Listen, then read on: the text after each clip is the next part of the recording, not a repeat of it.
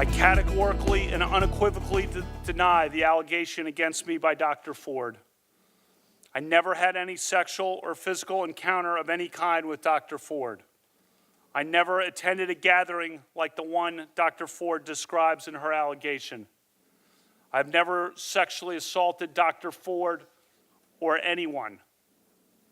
Over the years, I told very, very few friends that I had this traumatic experience. I told my husband before we were married that I had experienced a sexual assault. I had never told the details to anyone, the specific details, until May 2012 during a couples counseling session.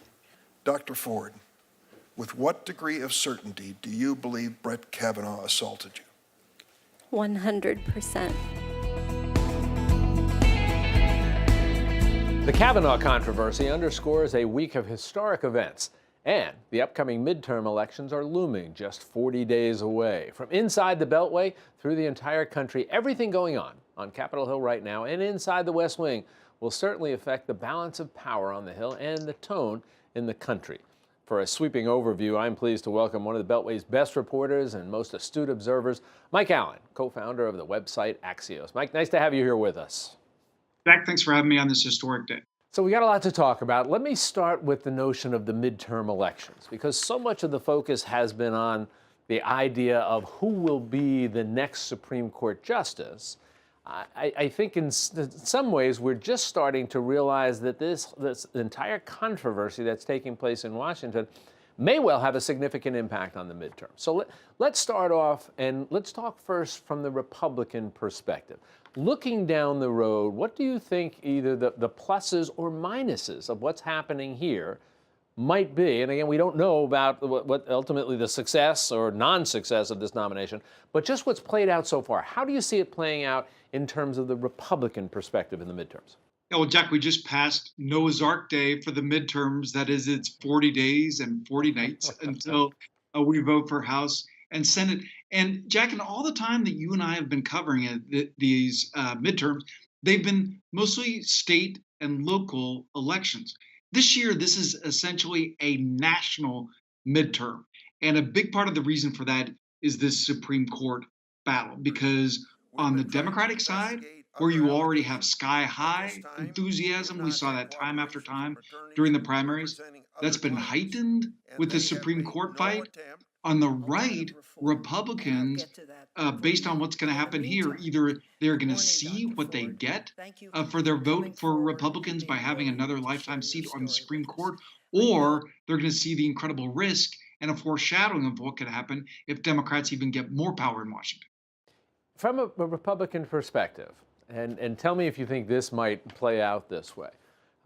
If, in fact, the Judge Brett Kavanaugh nomination is not successful, could you see the argument being made, starting in Washington and being directed out to all those local elections, basically saying, look, this is what they're doing to us up here, they being the Democrats. And even though we lost this battle, we need you now to rally the troops. So could this be a situation where a loss in Washington in terms of, and we don't know what's going to happen with this, and I'm not suggesting what should happen with this nomination. But if it is not successful, could this be a springboard for rallying the troops? Sure, and I think that's a great point, Jack. The counterpoint to that might be, and the reason that I think Republicans plunged ahead with this hearing, even though the optics of it aren't great, Republicans will be the first to tell you that. But officials told me that the reason they were going ahead with the hearing, even though Brett Kavanaugh obviously is damaged, no matter what the outcome is that they need to show Republican voters, show the base, that they have some semblance of control. If this hearing were to not happen, if Brett Kavanaugh had gone down, if there were some other unexpected outcome, it would look like Republicans had lost control of the politics and of the process. So what one Republican said to me is, if we don't have this hearing, Democrats have automatically won. So Republicans have basically played for time here, but you're absolutely right. In the long run, that could be the dynamic. One of the areas that we always hear, or most recently we're hearing about, is the battle over suburban women. And we've seen a number of times folks suggesting that this fight over Judge Brett Kavanaugh could end up moving that block. Now, look, this is, I think it's always a fallacy, and we've learned that, trying to say one group is always going to vote some way. But there has been a suggestion that this might move some people within that block, regardless of what the result is. What do you think about that? No, for sure that's true. And this is a huge problem for the Trump reelection in 2020, let alone in these midterms. Because if you look back at how President Trump became President Trump instead of Donald Trump, suburban women who didn't want to vote for Hillary Clinton were an important part of that. But those are the exact voters who could well have been lost over issues like the children at the border. So the Trump administration has been done very little to keep that group of voters in the fold, as my grandmother would say. And they're very much at risk in this debate. And Jackal, this will tell you how down Republicans are on this problem, how cognizant they are of this problem. One Republican said to me that the only reassurance to them, the only reason to plunge ahead exactly this way on the Brett Kavanaugh pick, is they've already lost those voters and we can't lose them twice. That's an interesting observation for him. From the Democrats' perspective, coming into the midterm, I've heard some folks say, well, they're in a win-win situation here. If Judge Kavanaugh gets on the bench, they are able to argue, as they had before, he's far too conservative for what the Democrats see as the future of this country, the judicial future. If he is blocked as a consequence of their efforts, they can say, look, we have some power still here. We need more. You have to help us. And those are obvious upsides. Are there downsides, do you think, for the Democrats, given what's playing out on the Hill in Washington?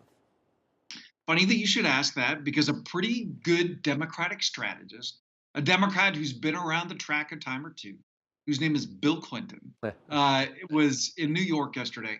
And one thing that we picked up that he was saying was that Democrats shouldn't overplay their hand. So that gives you a sense of the confidence, both going into the Kavanaugh hearing and about the midterms, because anytime you're worried about overplaying your hand, you know that you're feeling good. But Democrats feel very good about this. What someone said to me is Chuck Schumer will go to bed praying that this hearing will happen. What do you think and I'm asking you to sort of project what former President Clinton meant when he said Democrats should beware of overplaying their hand. I wonder, and I'm an independent, all right, have been forever. I'm wondering in this current political era if there is any such thing as overplaying your hand anymore. What do you think the president meant by that? No, that's a great point, Jack. And in this environment, to break through, as you know, Jack, you and I are both engaged in a constant war for attention. And so that speaks to your point about not overplaying your hand. I think that what the president was referring to here is the fact that Republicans in the Supreme Court case, in the view of Democrats, are doing the Democrats' work for them by setting up these optics that make it much easier for them, for instance, to pick up those suburban women. So I think that was the key point. There is Republicans are opening this lane for us. Let's take it. Let me ask you about another couple of events and implications.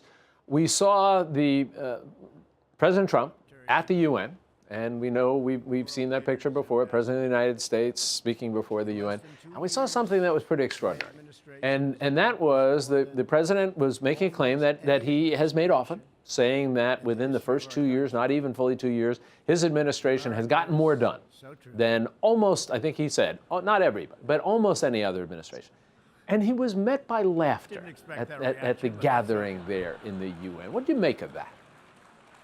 Well, what I make of that is that it became instantly the buzz of New York. I was up there yesterday, and this is certainly the first time in the United States history that the United States president has been laughed at. The president later said that they were laughing with him, that this was an intended laugh line. In fact, when you look at the video, you could see he was flustered in the moment. He recovered pretty well. He said, "You're in TV. You're fast on your feet." He said, "Well, I didn't expect that reaction, but it's okay." But it definitely was a surprise. It definitely was not planned, as he's later tried to claim. And the key point is that that is a proxy for how so many people in that room feel. In fact, Axios reporting points out that European diplomats have become so frustrated with this president. And you just take that speech where he gave shout outs to Kim Jong un, and when he gave shout outs to traditional American adversaries, but had no love for the traditional American allies. Last thing I want to touch base with it is again, it's kind of unusual viewings. We know that the President of the United States does not like to interact with the press. And by the way, he's not alone in that. We have seen a series, the last number of presidents have not been comfortable doing that. But we saw him in what seemed to be almost an impromptu gathering for some 80 minutes, conversations that focused almost exclusively on the Judge Kavanaugh nomination. And he had his own talking points. There was not a script there. Were you surprised that he engaged in that to start with? And were you surprised at the tone and the approach he took to the issues? Well, Jack, this was epic. No one besides President Trump would say some of the things he said there. No one besides President Trump could get away with saying the things that he said there. And I talked after it with somebody who's been with the president for a long time, and they said, look at that. That's how he became president.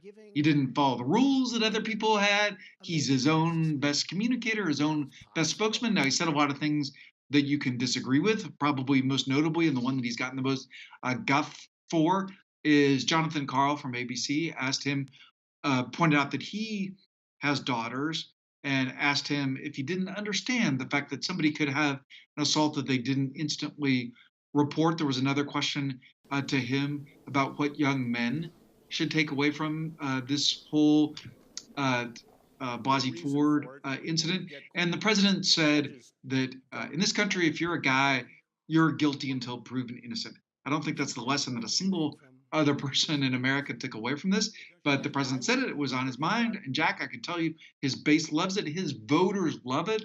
The problem is it makes it so hard for him to reach out to any more voters. As we know, he barely won. So that gives him a math problem. No margin for error. Well, Mike, as you said, and whether you're a supporter of the president or not, the template has changed. The rules have changed, and it's a different political world we're living in.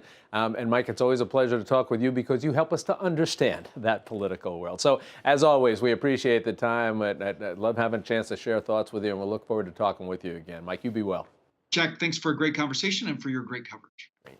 And our thanks again to Mike Allen, and thank you to all of you for joining us on this very historic evening. On behalf of all the men and women in front of the camera and behind the scenes of Metro Focus, we thank you and have a good night.